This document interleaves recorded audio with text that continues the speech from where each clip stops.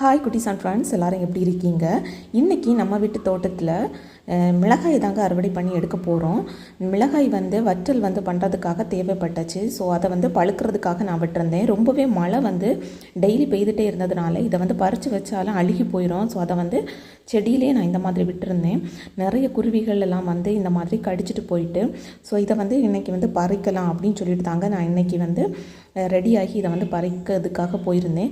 So எப்போதுமே மிளகாயை பறிக்கும்போது அது வளைஞ்சி அந்த சேஃபில் இருக்கும். ஸோ அதை மேலோட்டமாக இந்த மாதிரி இழுத்துக்கிட்டோம் அப்படின்னா ஈஸியாக அதை பறித்து எடுத்துக்கிடலாம். ரொம்பவே கஷ்டப்பட்டு நம்ம பறிக்க வேண்டிய அவசியம் கிடையாது. ரொம்பவே ஈஸியாக சிம்பிளாக பறித்து எடுத்துக்கலாம். ஸோ இன்றைக்கி நம்ம வீட்டு தோட்டத்தில் கிடைச்ச மிளகாய் இவ்வளோ தாங்க.